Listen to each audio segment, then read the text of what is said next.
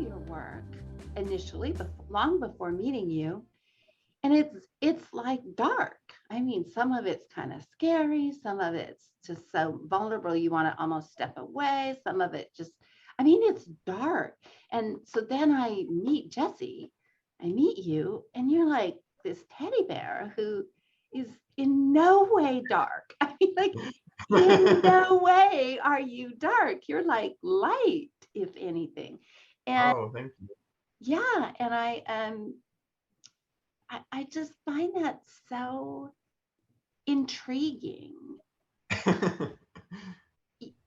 You're just, to me, you're an enigma. I think I'm using that word correctly.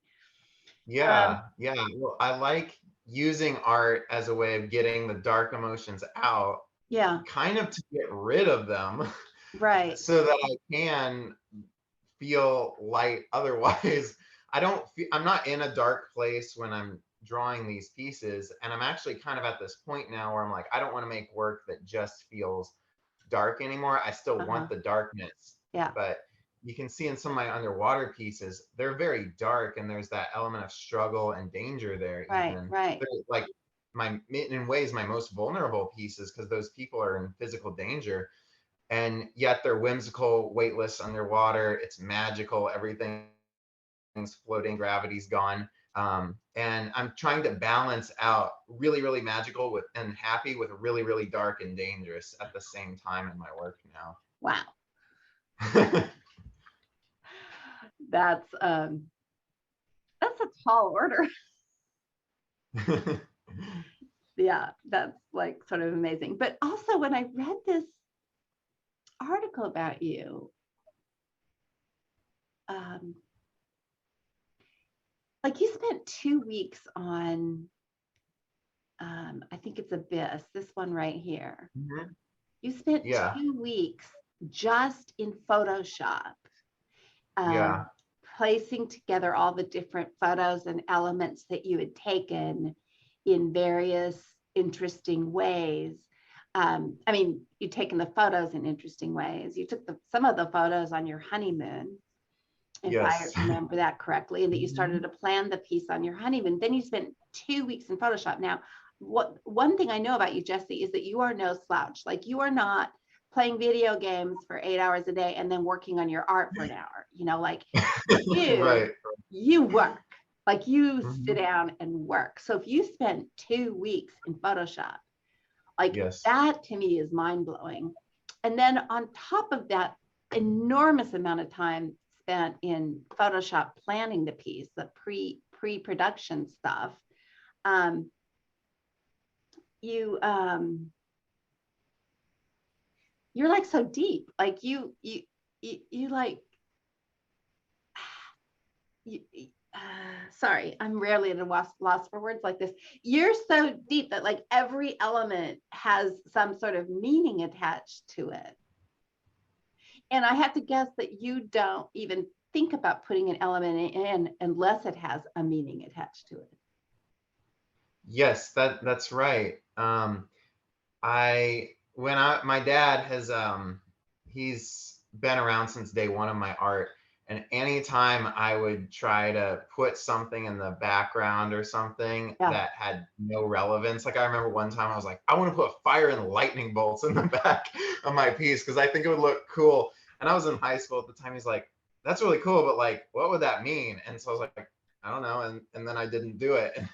And he really questioned he's been there all along my development, but he would always really question anytime I would try to add in something for a background that didn't belong or any other element. And I think that's part of the reason my work has the black backgrounds it does. And I've relied a lot on simplicity, and my work is kind of getting a little bit more intricate.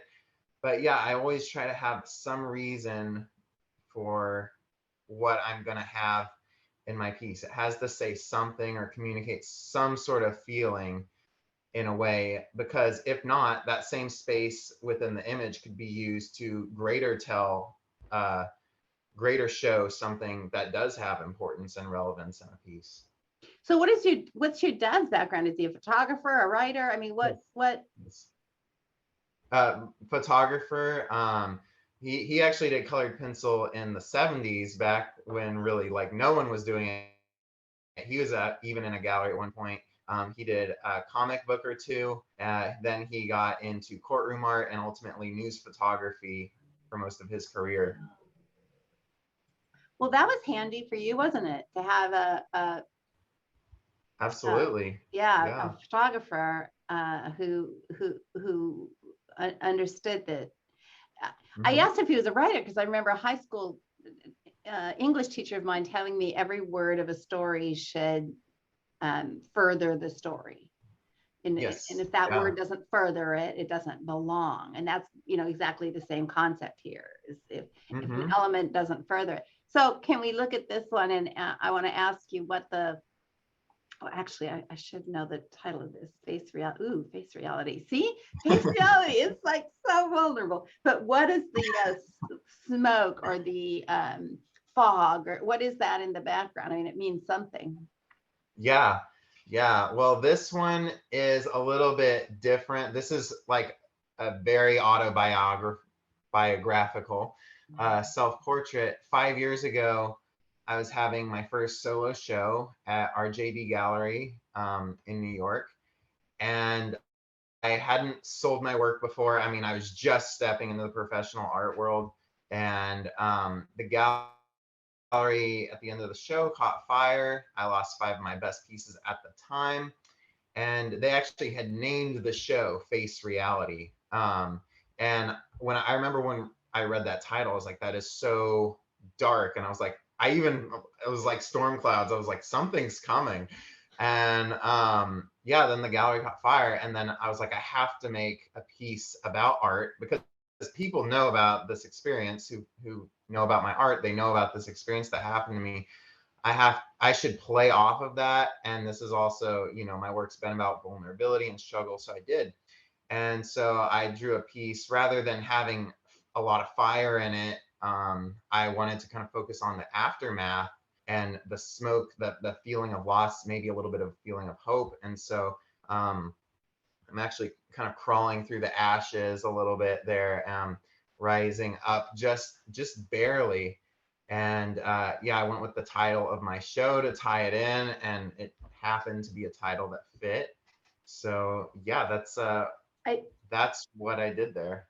I think this is maybe personally one of my top three favorites of yours. Oh, thank It's you. just so, I mean, compositionally, it's so amazing. But how how many photos of yourself for a piece like this do you take, and how do you do it? Yeah. For that one, it was actually a very weird thing. I took the photos for that before the fire, before even signing with the gallery. Oddly enough, it had no smoke. I was like, I'm going to be crawling on rocks. It'll have a black background. It had too much empty space in the background. I was like, compositionally, it doesn't work. I don't like it. I moved on from the idea. And then after the fire, I revisit it, add the smoke and the ashes in, and it felt complete. It was so weird. But to answer your question, Yeah. I I was posing for it, and I had my dad. Now, to be clear, I did like take a picture. I don't remember what it was, whether I sketched it out or took a picture of him first and showed it to him. But like, this is my Right. I concept that get I it. came Yeah. up with. Some people are like, "How are you in it?" But you took a picture. Anyway, I Right. had him take pictures, like close-ups of each of my fingers, like the back of my hand, maybe like my top of my arm, my neck. So I would guess there was like one photo for the whole thing, and then I took these different close-up pictures. It's been a few years now. I mean, that I worked from, maybe like 20 different photos, but I'm sure we probably took about 100 Yeah. at least, Yeah. just of close-ups of different spots.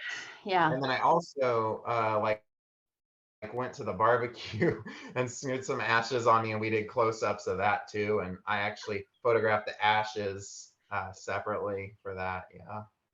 So you truly have ashes on you. I Yes, mean, like, that's chicken fat ashes. wow. Yeah. so your prep work is like, your prep work is massive before you even start.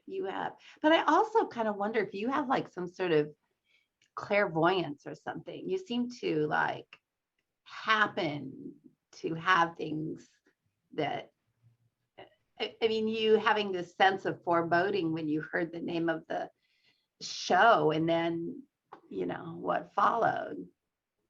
I, you're an interesting guy. And I guess this is my favorite. It's hard to pick a favorite. Why can't I? Oh, there we go. I want to see if we can get it a little bigger. Oh, it won't. Yeah. Is this probably your iconic piece, or is it just me? Um, I mean, it is a self-portrait, so that I think kind of helps it to stand out among my work. It's very loud and kind of directly trying to wow. I mean, I think it's one of the bigger pieces of what I've done, especially for its time. It was my first very imaginative piece, that ultimately kind of sent me down this path of now working underwater, I think. So So you just said something kind of interesting. I think you said it was purposely made to wow.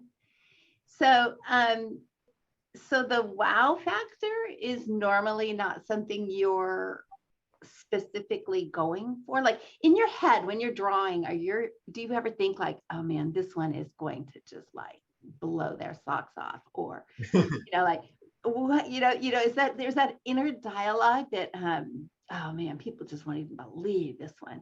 Or is the inner dialogue more I've got to get this right, or this isn't quite right, or you know what I'm saying? Or is it a mishmash of everything? Is there an inner dialogue while you're drawing? yeah, I think it's all of those things. With this one, I say it's very directly wowing because this is a loud moment. Like even if it was a photograph, just as a photograph, it's a very kind of wowing moment versus if my other pieces were photographs, they're not necessarily wowing moments. They're very vulnerable, kind of struggling Yeah. moments in a way.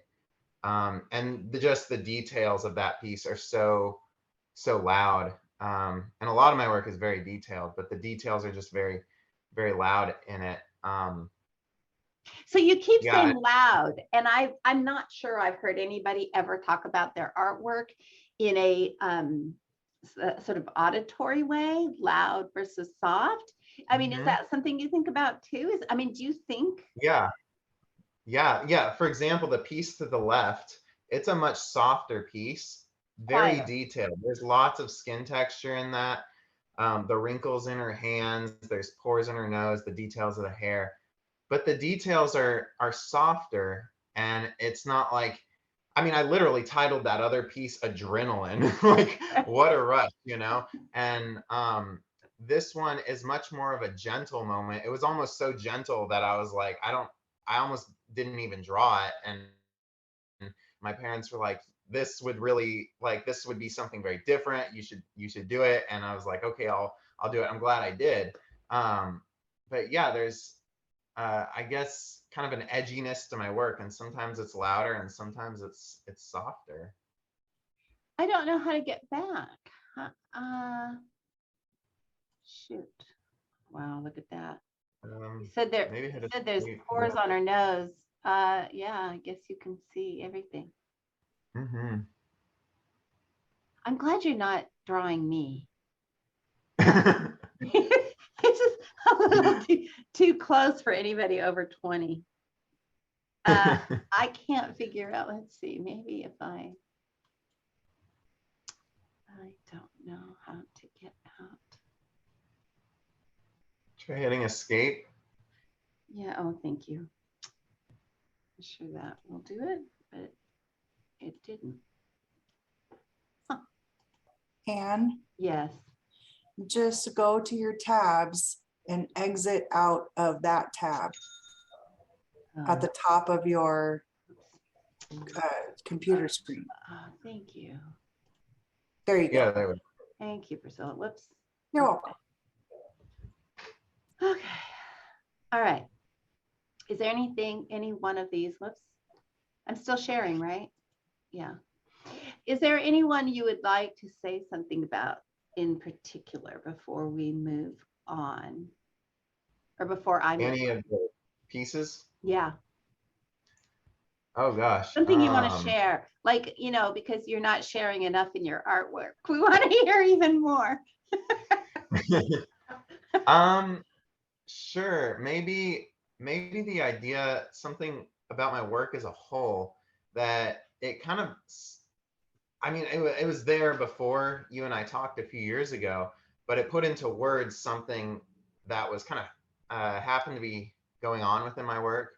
But a few years ago we talked, and you basically came up with this idea that artists sometimes they develop a certain style, a certain voice, Yeah. and you called it a box. And it's kind of like a singular direction, a singular path you Right. take your work while it's exciting, and then you kind of do that until you get tired of it, and then maybe you pivot or switch to something else. Right. And an artist wants to do that because you get better at what you practice at. So I'm good at skin tone and portraits, but not necessarily landscapes, for example.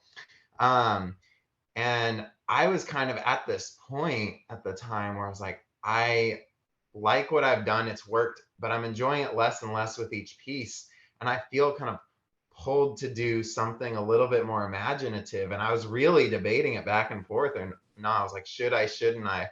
Kind of Could you tell me what piece, could you tell me what piece you had just completed when you were in that stage, or what piece you were working on in that? Yeah, it's up on the screen right now. It's Abyss with the jellyfish right there. But that was That the one, one that you were thinking, I want to move in a different direction.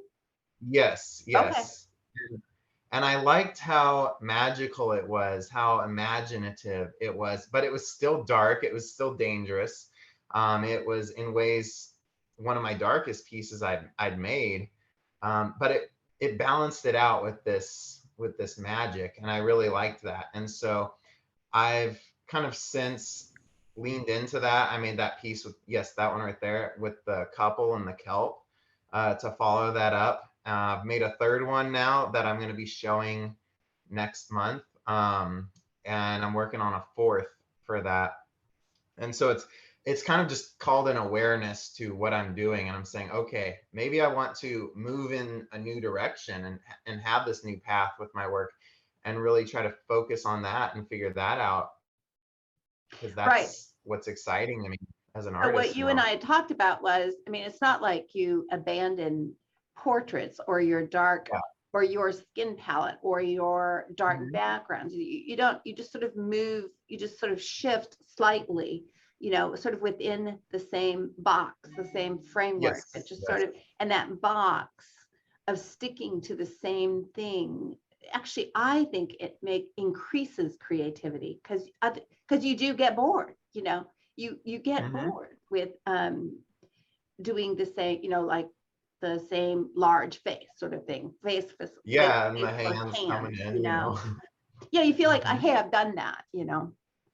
Yeah, That's kind of when the magic starts to happen. And I mean, I absolutely love this of yours. Thank you. It's beautiful.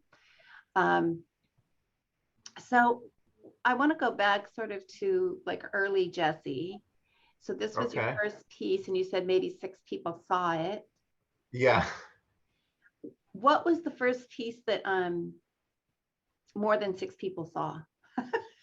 Well, ultimately more than 6 people saw that one, because there's 40 something in the room right now. Right, but I mean, at the time. Yeah, at the time, I think that one kind of kick-started things for me. Okay. Because in college, like every summer, I would spend all summer working on a piece in colored pencil, and then maybe only 6 people would saw it. And I thought that's what that was going to be another one of. And people saw that one. Okay. I remember when I drew Resolve, it's the one on the very left of your screen there. That was kind of a little bit of a breakout piece for me a bit. I remember when I first drew that, that was when you asked me to be in the magazine, or Bluey had asked me to be in the magazine. Mhm. I began winning kind of some higher awards with that one. And one of the things I did in that piece was I spent a little bit longer on it, and I got more into the colors within the skin tone and the colors within color. And so that was something I really kind of doubled down on in all my work Do you know from about there. oh, sorry. Do you Oh, know go about how ahead. long this took you? That one was like 5 weeks. That sounds so little now, but that was like 5 weeks, and I was like obsessively working on it. I was staying up late all the time, but yeah, that's so little time for me now. So if that's so little time now, well, first of all, how big is that piece? 20 by 30 inches. 5 weeks. That was Yeah, really pretty quick for that big a piece. yeah. Yeah. So then how long is how long did this one take, and how big is it? That one is twice the size. It's 40 by 30, and that one took me 6 months. Excuse me. Excuse me. 6 months. Yes. And you're in the studio every day. Well, I mean, 5 days a week. Yes. And I believe, Or like every day, yeah. oh, more like every day. And Well, it depends. I mean, either way. and Sometimes yes. you definitely put in what, like at least 8 hours a day drawing? Yeah, 8 to 10. Every day. That's how you get to be Jessie Lane. A lot of hours. I want to ask you about one more question first. So, who can I ask who this was? Oasis? Yeah, that was my wife. Oh, That was Kinsey. And it almost was a picture of me, because Kinsey was like, water's getting in my mouth, and she was like, she's actually like kind of making a little bit of this very tired face because I kept pushing her. I was like, just pose for a few more, just pose for a few more. And yeah, but we were switching back and forth between if it was going to be me or Kinsey in that photo shoot. is Kinsey a photographer? A little bit. I mean, not professionally, but Right. like she and I have the same training in school, so Oh. everything that I was doing, she was doing too. So, And are at the these time are these taken on your iPhone, or are they with some fancy schmancy camera? it was a fancy smancy camera of the time, but not by today's standards. Oh, I think it was a wow. little one like this big, kind of. So is this Kinsey too? Drift? Yep. Oh, Yes. and then you. So did you mostly just work on you and Kinsey because you were available? Exactly. Yeah. And I was actually afraid to ask other people to pose for me. Because I mean, a lot of portraits go through that. I'm sure a lot of people can understand, because artists, a lot of us are introverts, but no one will want to do it. And then I finally asked one of my friends to do it, and he was like, "Oh yeah, sure." And he was really excited about it. And now I'll work with models, and I know models, like professional models, I mean, it's their career, so it's totally normal for them. They're excited to have the work. And so I like working with models now, because it's like I can pick who I want to draw. If I want to get someone with long red hair, I can go find that, or whatever it is I'm specifically looking for. I'm not limited. So are these models? Yes, that one, the girl is kind of a bit of a parent's friend, Okay. but she does model professionally. And then the other guy behind her is a professional model. Yes. And where do you, like, I've never hired a model. How do you do that? Well, where I go to do it is, I live about an hour from Houston, so very big city. So there are a lot of models to work with who work out of Houston, but I just went on Facebook and I entered like Houston models, enter into the search, and saw that there are like Facebook groups for it the way there are for like colored pencils, and people like meet up through that. Instagram, there are a lot of models on Instagram. And Can I I searched ask for you, like are, hashtag Houston models. can I ask you like roughly, like, can they be pretty cheap? It depends on two things.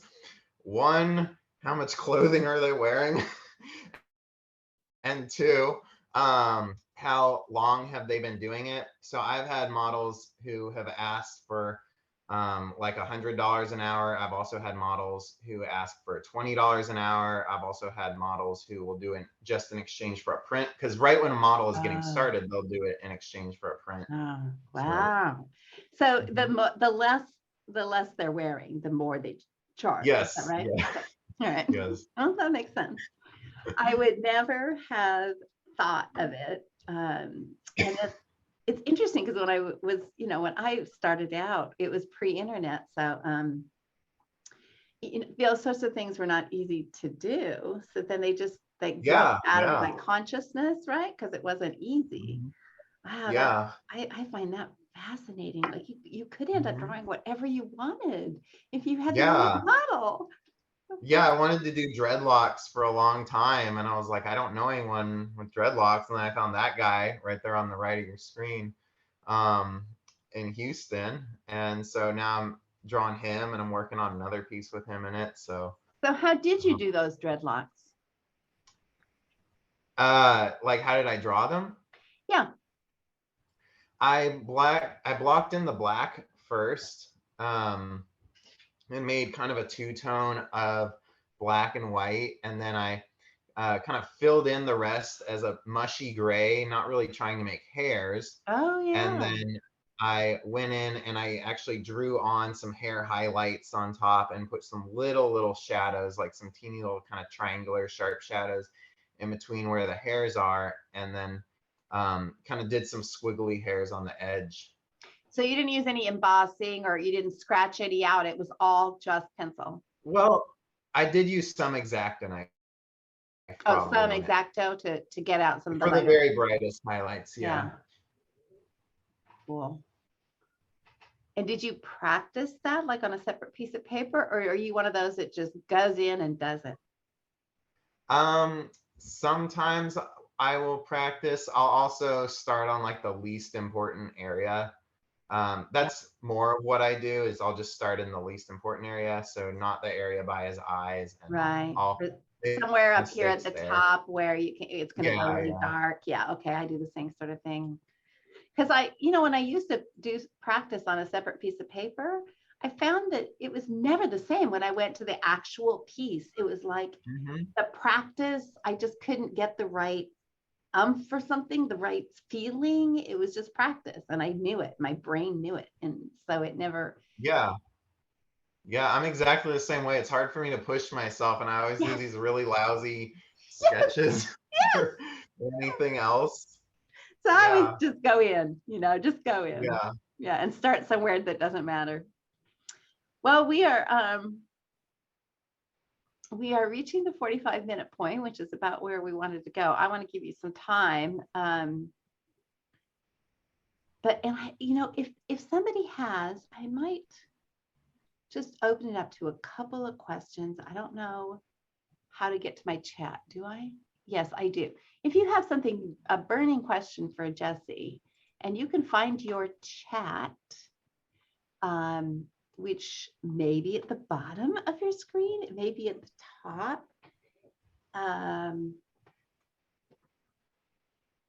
Priscilla Rhonda, do you know where is yours at the bottom or the top? You can type in a question.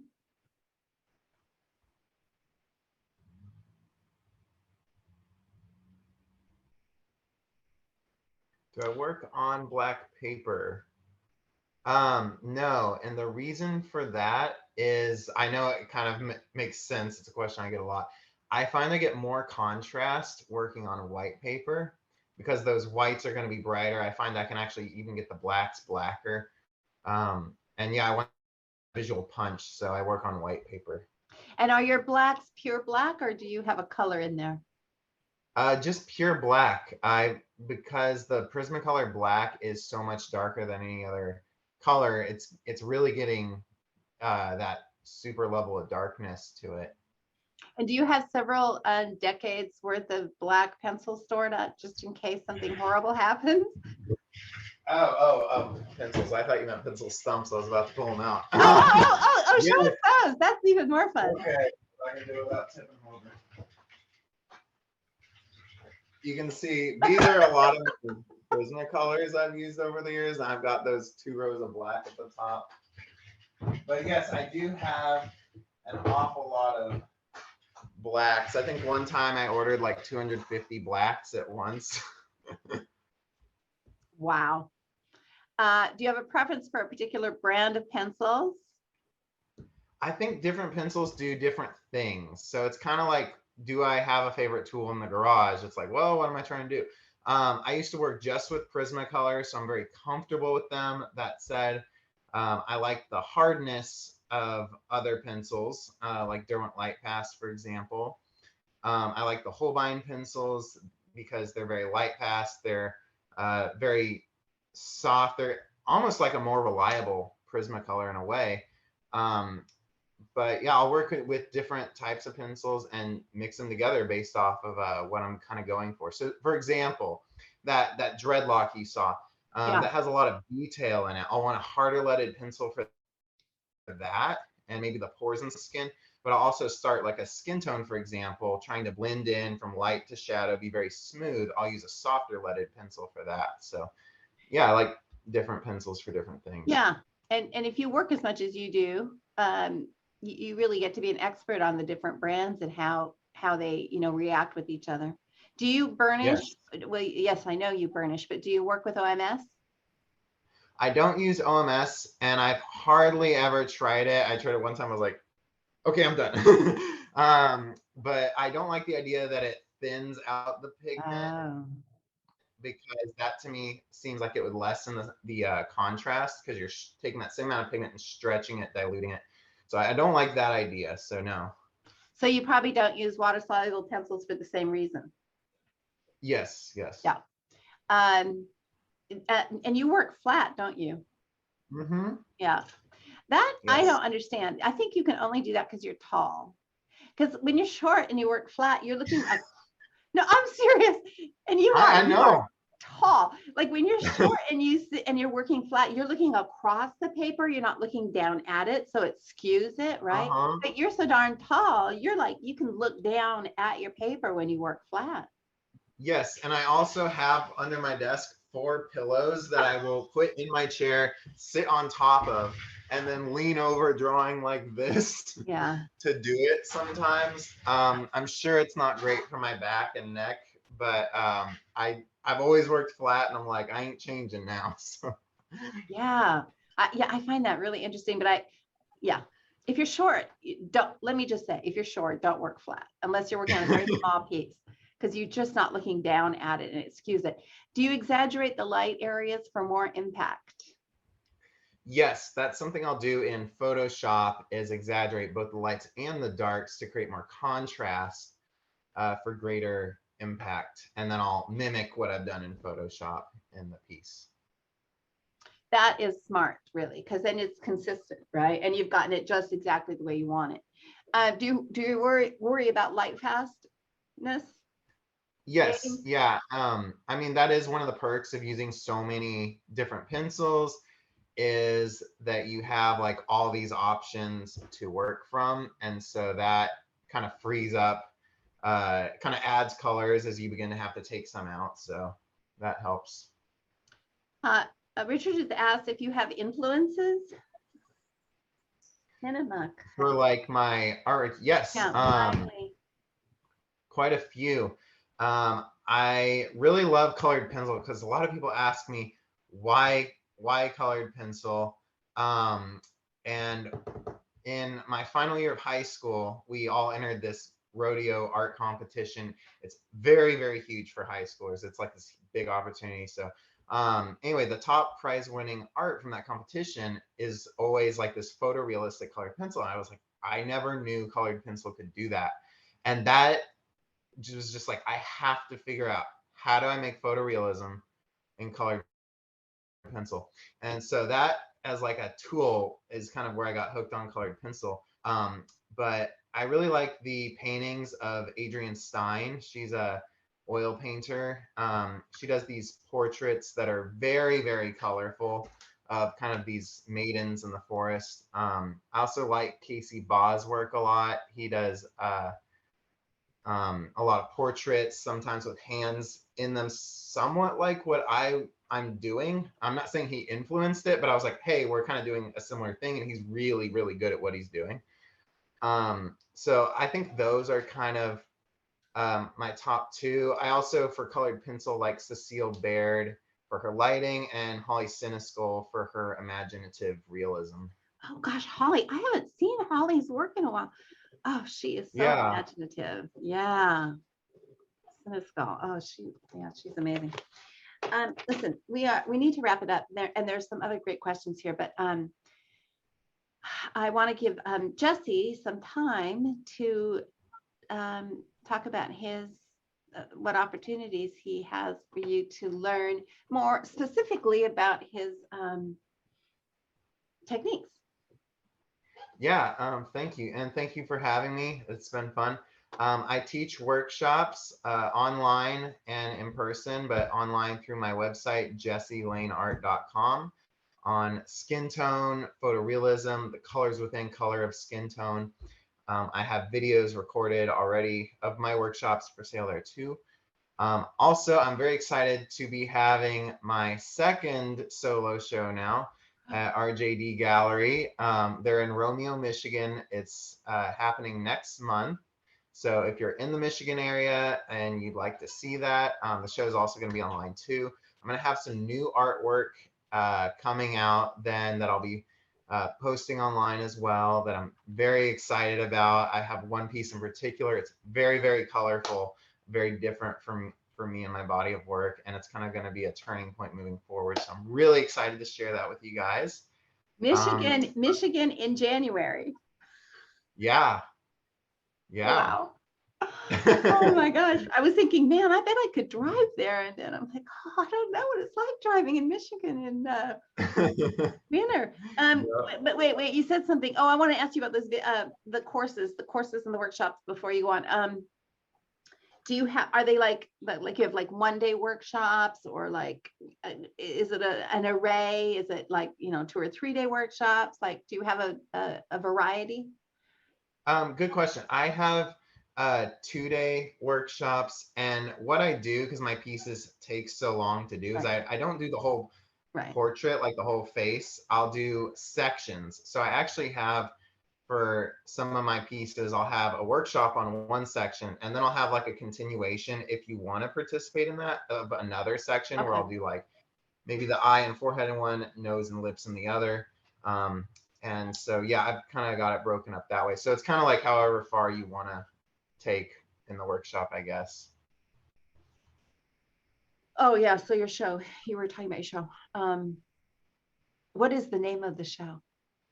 It's called Immersions, Revelations of the Human Soul. And you don't have any like bad feelings about that title, right?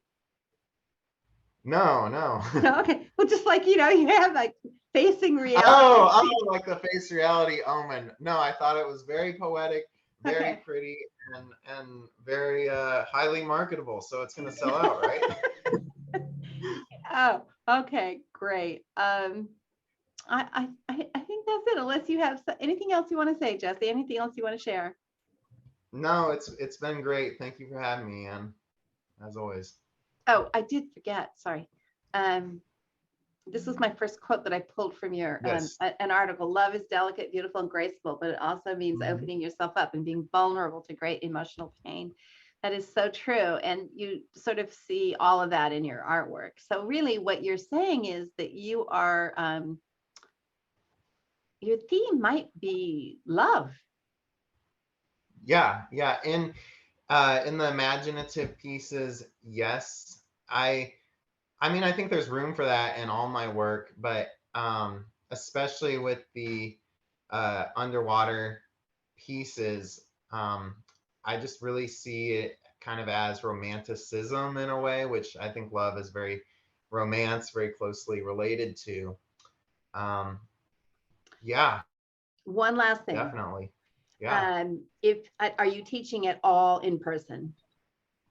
I just finished a couple in-person ones. It's not on the books yet. Like I was literally emailing them today. I'm going back to Sedona, Arizona. I've been a couple times now. I'll be teaching at the Sedona Art Center again. Sedona is very, very beautiful. I'll be teaching there in next October, I think it is. And Kinsey might be there teaching pottery too. Oh, awesome. So maybe. I want to say that, yeah, you know, it was just such a shock when I met you, honestly. First of all, you're gigantic. How tall are you? 6'4". Yeah, 6'4". I'm 5'1". But you're just so, you know what you are, Jesse? You're just lovable. Oh, thank you. Thank you. So if you get a chance, I mean, Zoom is great. I mean, really, really great. But if you get a chance to meet Jesse, his vibe is awesome. And that's it. I think I want to thank you all for, oh, wait, let me just check one little, just in case. Oh, okay. Yeah, I think we're going to wrap things up. Jesse, thank you so much. And goodbye, everybody. Thanks for coming. Goodbye. Thank you.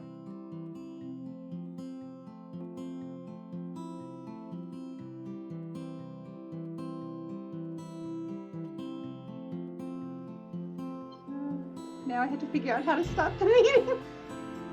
I don't know. Let's see. Jesse, why don't you hang out just for a minute? Okay.